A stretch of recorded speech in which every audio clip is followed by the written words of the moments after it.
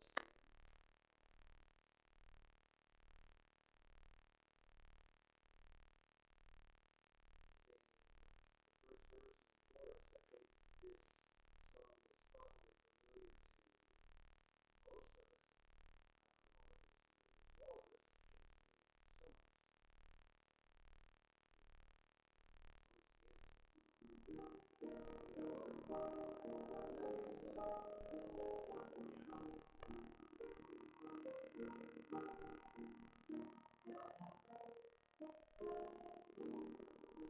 In shady green pastures, so rich and so sweet, God leads his dear children along.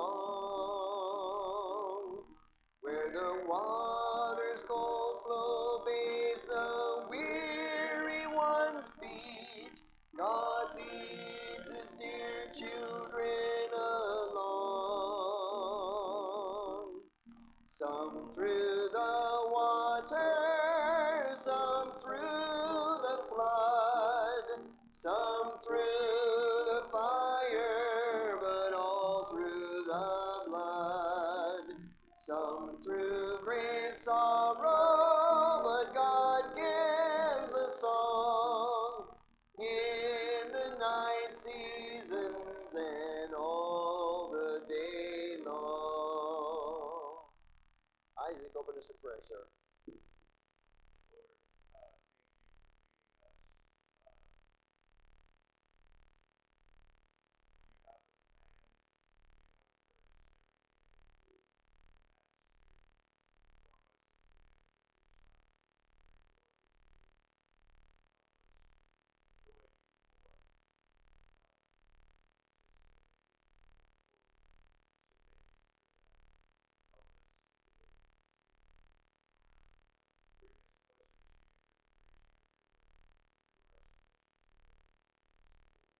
Amen. You may be seated.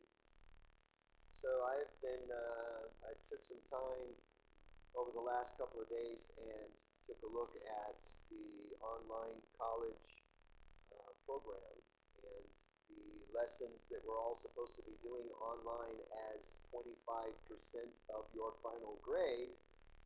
And it has come to my attention that we're not making a whole lot of progress with that. Some people are doing some things, some people are doing nothing. But in order to get your final grade, you need to finish it all. So I decided that the best way to do the final exam is for each student to finish up the computer-based instruction. And then when you get to the appropriate point where it says, "Hi, it's time for a final exam," please send the pastor an email. Then we can do it from there, so that I can make sure that everyone is actually finishing up all the curriculum that we need to finish up. You might think that that's kind of rotten. Look, if you're going to get college credits for something, you got to do it the right way. You know, this is not just a Sunday school class. Now, if you have the book, then you'll note that we have pretty much wrapped up the whole book, and we've gotten down to the very last part. There's a couple of appendixes there. One of them deals with basically superstition, and so I wanted to look at the dangers of superstition. Okay, so I need a volunteer to read 2 Timothy chapter 1, verse 7. Who wants to read that? 2 Timothy 1:7. TA does? You told her? Just like that.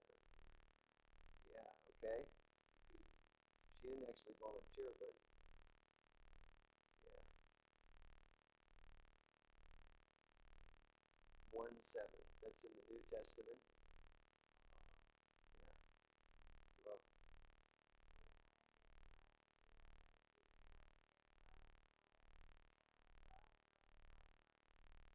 Right? So God has not given us a spirit of fear, but of power and of love and of sound mind. The thing about superstitions is that they bring fear. Right? Now, the appendix deals with Korean superstitions, but I want to give you some quirky, what I think are quirky American superstitions. Okay? For example, breaking a mirror. What happens? Well, I know, but I mean, according to the superstition, what? Yeah, 7 years bad luck. Walking under a ladder. Yeah, it's thought to bring bad luck due to the resemblance of the shape of gallows. Did you know that? That's where that comes from. Yeah. Black cats crossing your path. That's bad for black cats. Doesn't mean a thing for me, but if they cross my path, they're probably going to get kicked. So, opening an umbrella indoors. Has anybody ever heard of that one? Yeah, it's supposed to bring bad luck. I don't know why. How about this? I'm just going to do this, and you tell me what it is.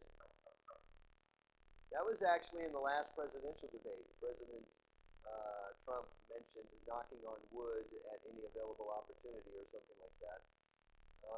That's knocking on wood is done to ward off bad luck or to prevent getting jinxed or something like that. Spilling salt. Anybody ever hear that one? Yeah, okay, so if you spill it, you got to throw it over your shoulder, because if you spill it, that's bad, and if you throw it over your shoulder, it just kind of balances everything out, right? Friday the 13th. Not we, someone made a whole series of movies on that one, right? It's a day that's considered particularly bad. Four-leaf clovers. I'm telling you, I found one in my whole life. I was so excited. It is good, but only because they're extremely hard to find, I guess. How about this one? Cross your fingers, right? It's done for good luck, or to hope for, you know, maybe this will work, that kind of thing. How about when you wish upon a star? Where did we get that? Yeah, it's a superstition. It's believed that if you wish upon a star, your dreams will come true. Rabbit's foot. Anybody ever have a rabbit's foot? I know a rabbit. He's got 4 feet. Didn't do him any good though. Somebody killed him and cut one off. Yeah. Blowing out birthday candles. Recently, we've done this one. Why do we do that? Well, supposedly, if you can blow out all the candles with one breath, your wish will come true, right? The wishbone. Cook a turkey, dry out that wishbone, break it, whoever gets the bigger half, right? That sort of thing. Here's one I think we do a lot, saying bless you when someone sneezes. Why do we do that? You actually don't do that? Good for you. I think it's polite to do it, but then I think it's also unbiblical to do it. So I don't know where I'm standing on that one. Yeah, we say that because, in 1500s, 1400s, or whatever, in Europe, they believed that when you sneezed, your soul would leave your body, and so we better make sure that you get blessed in case the soul can't get back in or something, I guess. So tell me, if you see a rainbow, what's at the end of the rainbow? A pot of gold. So we've got lots of superstitions. So even though I'm going to be speaking about some of Korea's traditional superstitions for a few minutes, I don't think we Americans are a whole lot better. Okay? If you have my book, you'll see Appendix A, I think it is. I reference the importance and the impact of religious thinking specifically in the appendix in Korea. And you say, well, why did you just do that for Korea? Because we have a Bible college in Korea. And so a lot of my students are Korean, and so I want to make sure that, I deal with the appropriate information at the appropriate level. But the overall principles apply to all of us. I've found after living in Korea for longer than some of our Koreans, so don't tell me that I don't know what I'm talking about, that Koreans are naturally religious, naturally superstitious. So if I sit down to eat a meal with a Korean, I know not to turn my spoon upside down. Right? Not a good thing. Why? I don't know. It's not a good thing. And in many cases, these superstitions bind us with fear. That's what superstitions will do for you. And the thing is, once you grow up learning these things, you can't really undo that. It's just in there. It's deep-rooted to the point that when I'm walking down a sidewalk, my mother's been dead for a long time, and I still don't step on the crack. Why? Because if you step on the crack, yeah. So I think that we have to be really careful with being judgmental. It's easy from our culture with all of the superstitions that I just listed that we all know and all kind of subject ourselves to. I mean, when was the last time you walked under a ladder? I don't. Partly because, if you walk under a ladder, it's bad luck, and partly because it is dumb. It's just dumb. Walking, something will fall on your head, right? Yeah, okay. So these are things that we have ingrained in us. So when I, as a Westerner growing up in America for 18 years and learning all of this stuff, come to Korea and I see superstitions in Korea, I'm like, how in the world can they believe that? I don't know, but they're perfectly well within their rights to look at us and go, how in the world can they believe that? I'm gonna dance on this crack, yeah, right? Because it means nothing to them. They didn't grow up that way. So I said all that to say this, that superstition is something that is ingrained in us. And it's hard to overcome that. In Korea, there are stories that even include where Koreans came from, right? Everyone knows the story of the carrot. Tangun? Tangun. The carrot. Tangun. Yeah, it sounds like carrot. Yeah. So it's a myth. We know it's a myth. Does anyone here actually believe that? There are some people that do. I don't think anybody here does. It's a myth about a bear and a tiger, and they wanted to become human.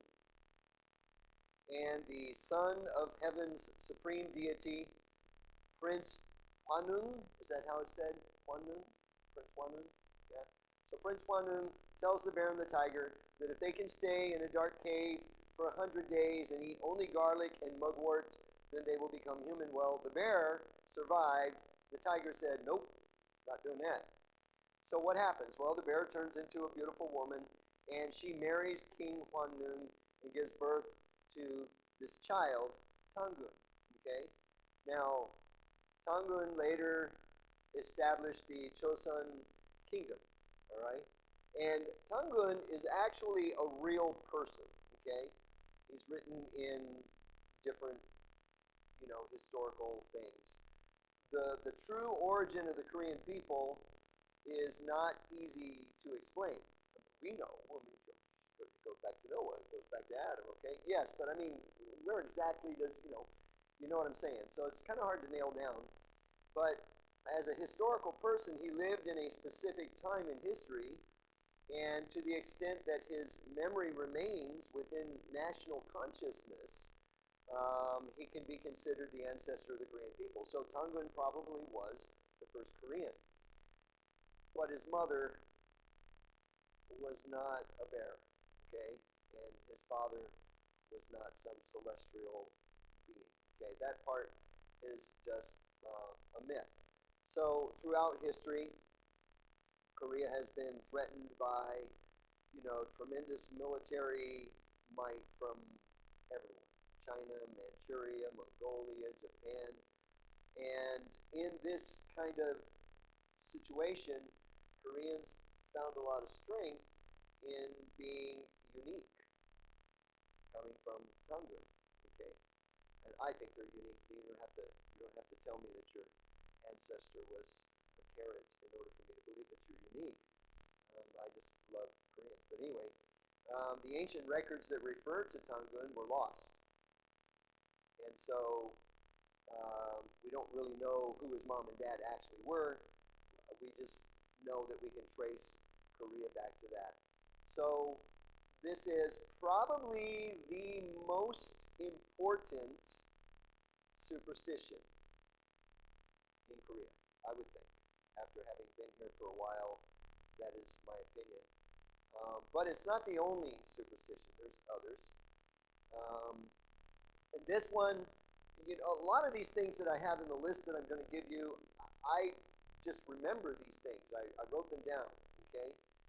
And like, for example, if I am walking, let's say that Mr. Kim and I were walking down the street at night, and I start whistling. He's smiling. Why? What's going to happen? Yeah. Ooh. Right?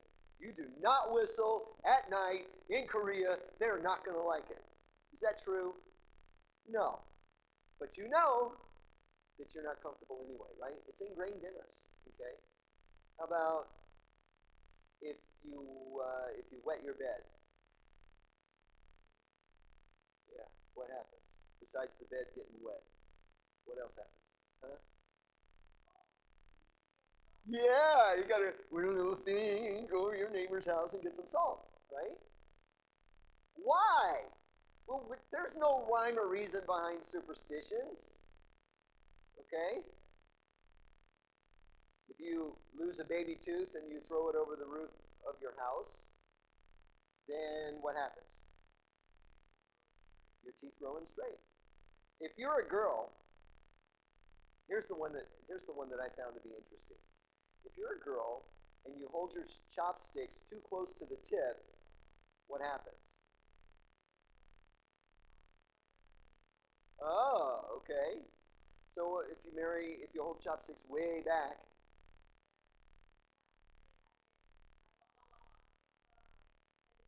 well, you couldn't have gotten anybody farther. So you're telling me that superstition is true? Are you telling me yes or no? Yes or no, is it true? Absolutely not. It's the dumbest thing in the world. Who cares where you hold your chopsticks? But people do that. Here's one that you may have noticed and may have not understood why. The number 4. If you get into an elevator in a lot of Korean buildings, not all, but a lot of Korean buildings, there will not be a 4th floor. First, second, third, F, 5th, 6th, 7th, right? No 4. The number 4 is considered to be unlucky. So few buildings have a 4th level. So they put an F in the elevator. And I also noticed, in time I've noticed, that because of that, if you want to buy an apartment, the 4th floor value is different. Yeah, it's harder to sell. Nobody wants to really actually live on the 4th floor, so it's harder to sell. Yeah. So, and then they say, well, I'm not really on the 4th floor. I'm on the F floor. Okay. All right.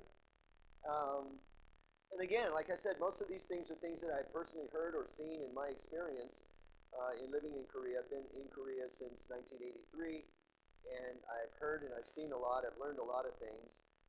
Not all people believe all superstitions, and that's true in America. Some of the things that I mentioned about American superstitions you may not have ever heard before.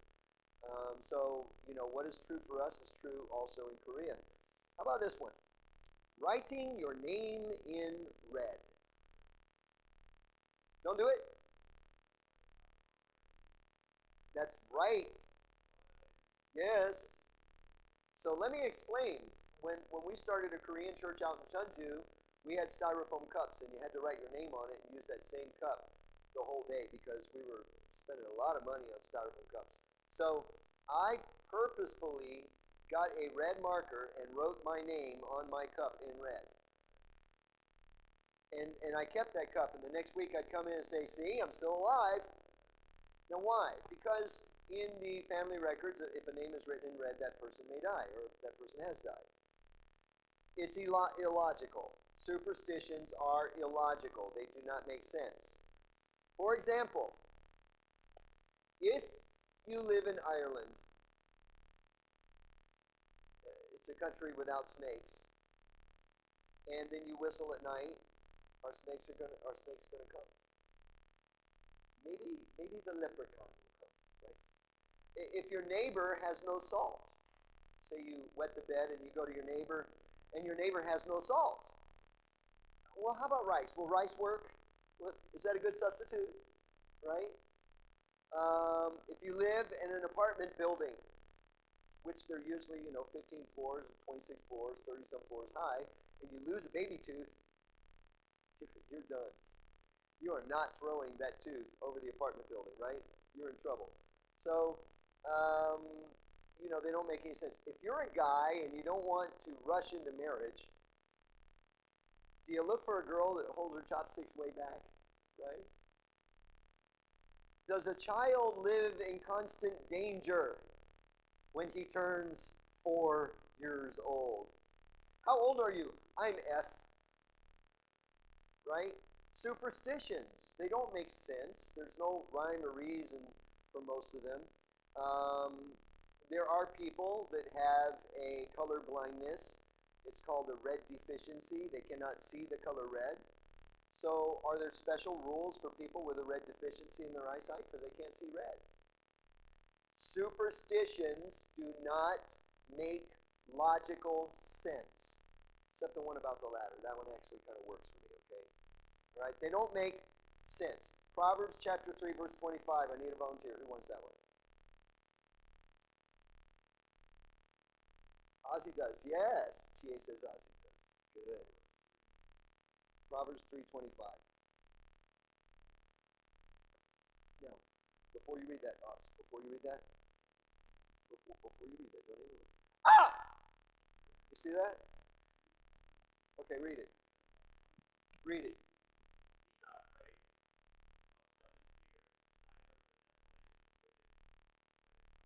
Be not afraid of sudden fear. Right?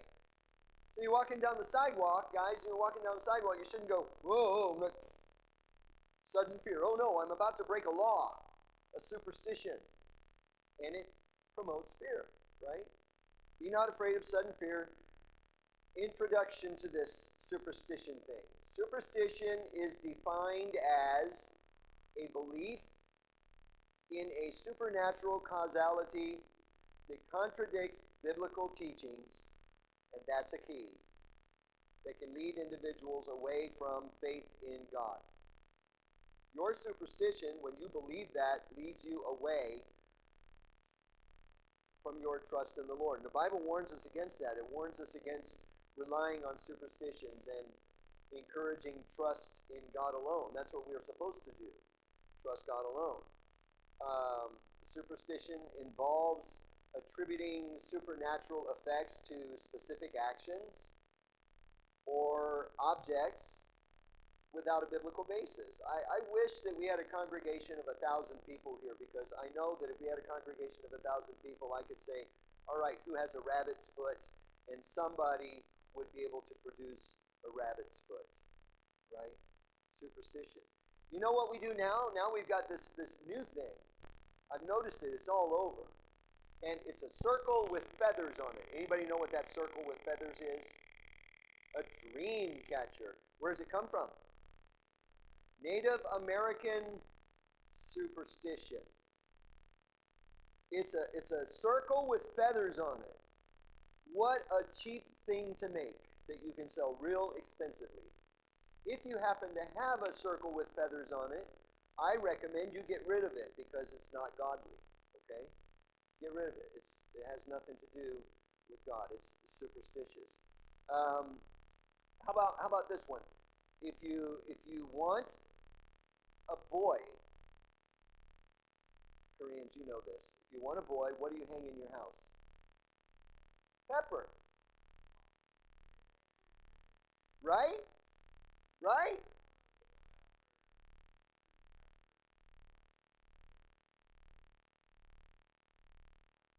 Not after, no. This is definitely. You don't know this? You missed out on that one?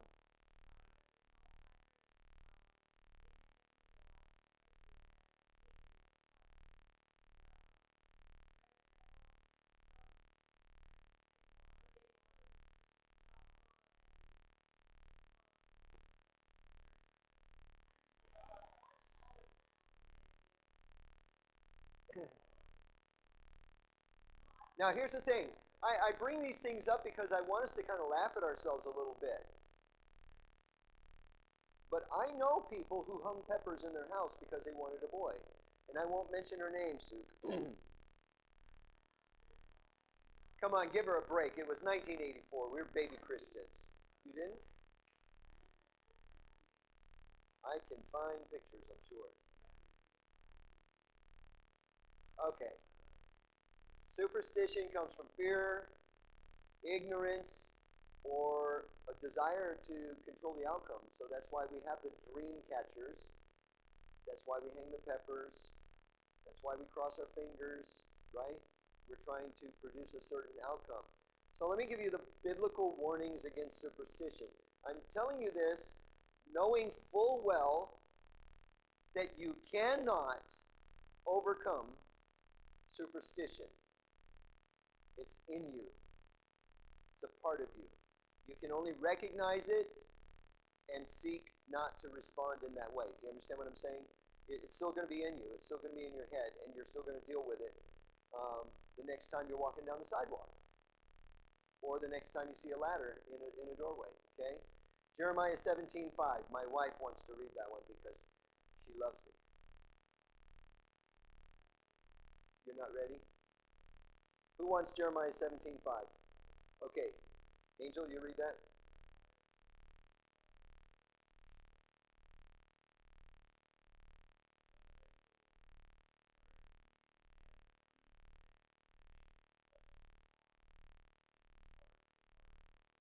All right, so there's a curse on those that don't trust in God, but they trust in man. It emphasizes the curse on those who place their trust in anything or anyone other than God, right? Such as the dream catcher. Okay. Um, has anybody, if you've gone to the villages, you may have noticed this. Have you ever noticed a house or a door and it's got like these pieces of paper that's glued to the wall with Chinese writing that you can't read, and a lot of times it's written in red, sometimes it's written in black. What is that? Yeah, what's that for? Yeah, yeah, what? Yeah, so I guess if you're a bad spirit, you can't go in that door. You got to use a window. Right? You understand my point. But we know this. We see that, and people do this because they want to manipulate the outcome with superstition. Who knows Proverbs 3, 5, and 6? Go.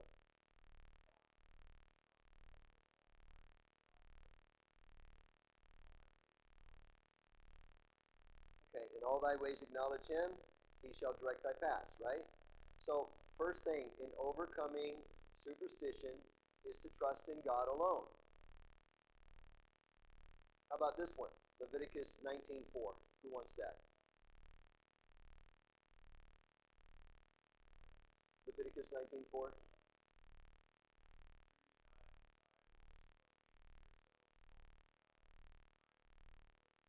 Now, this is a simple verse about idolatry. Turn from idols. Don't make molten gods. But the point I want to make here is that we need to have a rejection of false beliefs, all false beliefs. And you can make an idol to it or not. The rabbit's foot is an idol. It's an idol. We don't think of it as such. Why? Because we grew up in that. That's our superstition, right? I've actually, honestly, never been able to understand that one. I've always thought that was kind of gross. Catch a rabbit, cut his foot off, and it's supposed to be good luck. How's that good luck? The rabbit didn't have good luck. He lost a foot, right? So that was my thinking growing up. I was like, this is dumb. So I've never really gone much for the whole rabbit's foot thing. Why? Well, it didn't seem to be true to me. All superstition is a false belief. And God wants us to reject it. Okay?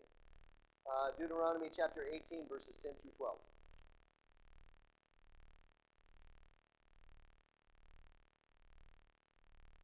Are you sure we didn't hang up peppers? We didn't hang up peppers? I saw it somewhere else. I forgive you. I forgive you. But wait, do you forgive me? Okay. Now we're going to start doing a lesson on forgiveness. All right. Deuteronomy 18, 10 through 12. You got that? Go.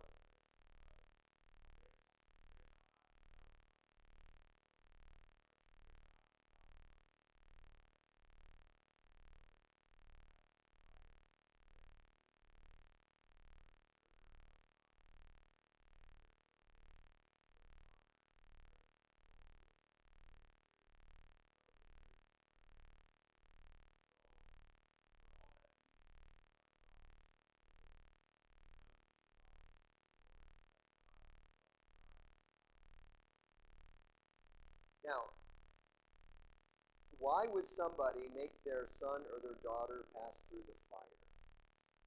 It's a human sacrifice. Why would someone do that? There's a natural love for your children, but something overpowers that natural love and causes parents to burn their children alive. Fear, superstition. There's in Cheonju, how many of you have been to the folk village, Hanok Maor, in Cheonju? There's a particular place there where there's like, I don't know, it's like place after these little stalls, one after the other, after the other, after the other of these, what's the English word? Medium, psychics, yeah. And you know what I always wanted to do? I always wanted to walk in and sit down and, just sit there, and then they'll look at you, of course, and they'll start asking you questions. They want to get some information. And I always wanted the first question they ask, is going to be, what's your name? Or something like that. How are you doing today? Or something. I always wanted to look at them and say, well, you're the psychic. You tell me. You're supposed to be so smart. It is dangerous. Call the psychic hotline. What's my name? I have amnesia. Can you help me? Anyway. But God's word says don't believe that stuff. Don't have anything to do with it. Now, I'm not making fun of it as if it's powerless. Some of those people are real, and some of those people are fake, okay? But God just simply says stay away from all of it. You'll be okay, all right? So those kinds of practices, divination and witchcraft, are forms of superstition and abominations to God. So stay away from it, okay? Trust in the Lord. Stay away from that stuff.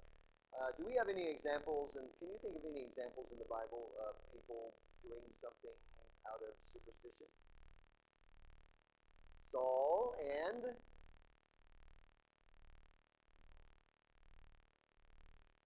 Saul and the witch of Endor, right? That's in 1 Samuel chapter 28 if you want to read that story. But what? Saul goes to the witch of Endor to talk to Samuel because Samuel's dead. And have you ever noticed what happens when Samuel actually comes forth? She freaks out. She's not expecting that, right? Samuel comes forth and she's like, ah! She had her own familiar spirits and he wasn't one of them, right? But why did Saul go? Well, I'm sorry? Yeah. So he's like, I got to get an answer somehow. So he does the next best thing. So King Saul's reliance on this medium to summon Saul's spirit is a good example of superstition and disobedience in the Bible. Disobedience to God, of course. Can you think of another one?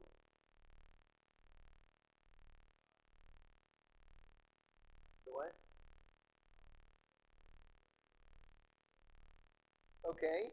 And you're talking about in the book of Acts where Paul goes up to Mars Hill and he says, I notice that y'all folks are superstitious.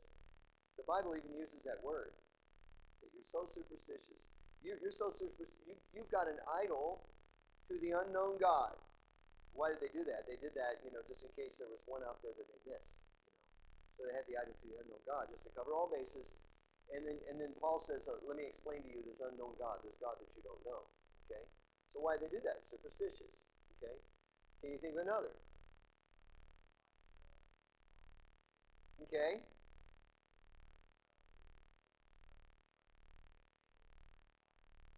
Yeah.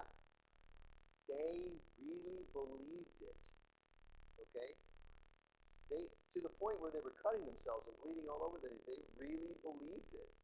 And Elijah was mocking them. Elijah was like, cry louder. Maybe your God's deaf. Maybe he can't hear you. Maybe he's on vacation. Well, that's in the New World Translation or the Living Translation or one of those. Yeah. Call him. Call him. And of course, nothing can come of that.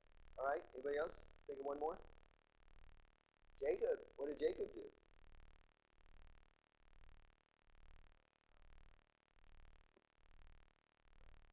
He stripped the wood. Yeah. Put it in front of their water troughs. And what happened?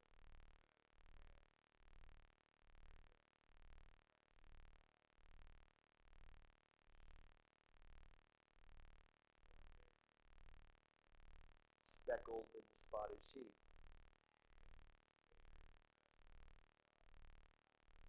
Yes, right.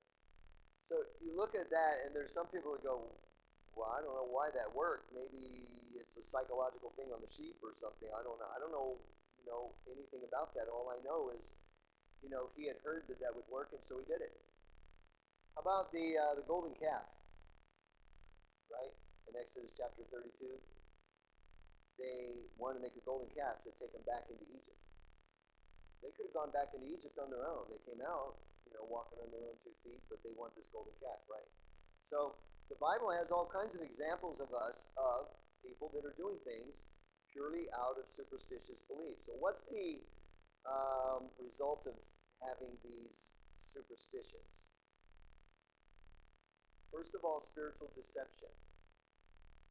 2 Thessalonians chapter 2, verses 8 and 9 is talking about the Antichrist. But I want you to notice something that it says here. 2 Thessalonians chapter 2, verses 8 and 9. Does anybody want that? Who has not read that wants to read? 2 Thessalonians chapter 2, verses 8 and 9. So young? Oh, good. Yeah. That's right. She's my other niece. I can pick on her. 2 Thessalonians chapter 2, verses 8 and 9.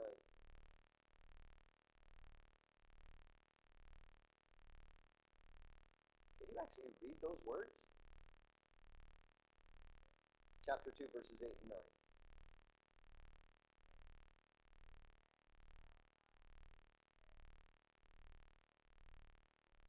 Are you in 2 Thessalonians? Chapter 2, verses 8, I'm sorry, 9 and 10.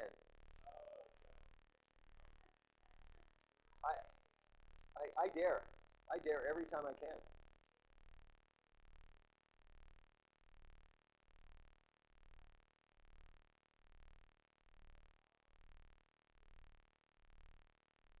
Deceivableness.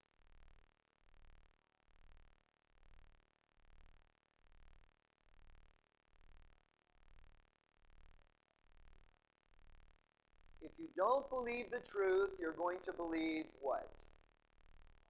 The lie. When the Antichrist comes, he's going to deceive people with signs, lying wonders, but it's not God's power. Superstition opens you up to deception, falsehood, which will lead you away from the truth of the gospel. Acts chapter 8, verses 9 through 11 talks about a man named Simon. It says there was a certain man called Simon who before time in the same city used sorcery and bewitched the people of Samaria, giving out that himself was some great one, to whom they all gave heed, from the least to the greatest, saying, "This man is the great power of God." And to him they had regard, because that of a long time he had bewitched them with sorceries. Simon the sorcerer. And he faced rebuke from Peter and judgment for leading people astray through superstition and sorcery. The biggest one that I think, the biggest effect, let me not say it that way, the biggest effect is drawing you away from God, but the one that is most obvious, immediate, is the next one, and this takes us back to where we started, 2 Timothy chapter 1, verse 7. And Suk, this is your verse, 2 Timothy 1, 7. You know this one. 1, 7.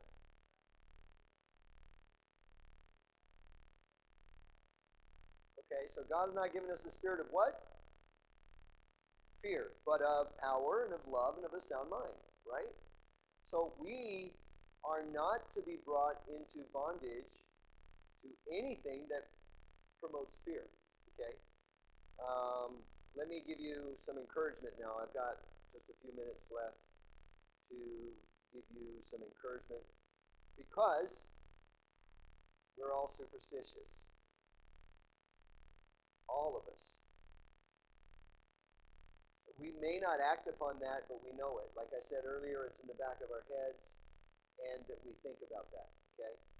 And so the first thing that I would encourage you to do is to cling to the truth. In John chapter 8, verses 31 and 32, Jesus was speaking to the Jews. It says, to those Jews that believed on him, and this is what he said, "If ye continue in my word, Then are you my disciples indeed, and ye shall know the truth, and the truth shall what? Right, the truth shall make you free. So cling to the truth, because knowing and abiding in the truth of God's word frees us from the bondage of superstition or anything really that will provoke fear. Okay? Do that. Secondly, seek wisdom, God's understanding. And this is what I do when I read the passage about Jacob and those striped poles. And every time I get there, I study it again to see if there's any scientific reason behind that. And I can't seem to find one. And I like what Isaac said. Later he said God did it. I don't know, maybe he figured that out. I don't know what happened there, but all I know is that every time I come across that, I study it to try to figure out what in the world was going on there. It's an interesting case. James 1:5 says, if you lack wisdom, let him ask of God to give it to all men liberally and upbraideth not, and it shall be given to him, right? So ask God to help you. Practical steps, first of all, study the Word. 2 Timothy chapter 3, verse 17 tells us that the man of God, by the Word, the man of God may be perfect, truly furnished unto all good works. Perfect meaning mature. So a regular study of the Bible will equip you to discern and reject superstition. Pray for discernment. Philippians chapter 1, verses 9 and 10. And this I pray, that your love may abound yet more and more in knowledge and in all judgment, that you may approve things that are excellent, that you may be sincere and without offense till the day of Christ. Let me ask you a question. Let's say you were visiting a friend, someone that you knew, and you were supposed to stay overnight. And you were visiting this friend, but his wife worshipped idols. And let's say that the place that they set up for you to sleep happened to be in the same room where she had all her idols. How comfortable would you feel? Uncomfortable. Why?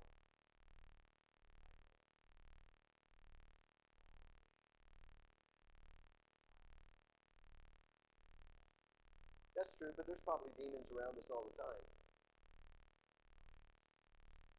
Yeah, so you're uncomfortable, period. You can say whatever you want, Pastor. I'm uncomfortable in there. That literally happened to me. And I literally had to remind myself several times that night that my God is a lot more powerful than, those idols. Okay? So I never cease to be amazed at Americans that come to Korea, and the first thing they want to do is go to a temple. Why do you want to go to a temple? That thing is filled with idolatry, and why would you want to do that? It's so different from our culture. It means nothing to us. It's like, ooh, this is really amazing. This is interesting. We take pictures and go back and share it with all our friends of our time spent in an idolatrous place. Never been able to figure that out. Okay. The last thing is, and I'll just tell you this, give you the verse, and then we'll close. But fellowship with good Christians. Hang out with people that are, solid in their faith, that are moving the right way, that they can encourage you to do the same thing. Okay? Superstition, it can be a very bad thing. All right? So, that ends our section or our course on cults. For the next few weeks, I asked Brother Isaac to take Sunday school for a few weeks, so he's going to teach for a few weeks. That doesn't mean that you can skip class. Okay? If you skip class, we're coming for you. Okay? All right, so with that, let's close in prayer. And Brother Dew, close us in prayer and we'll be dismissed.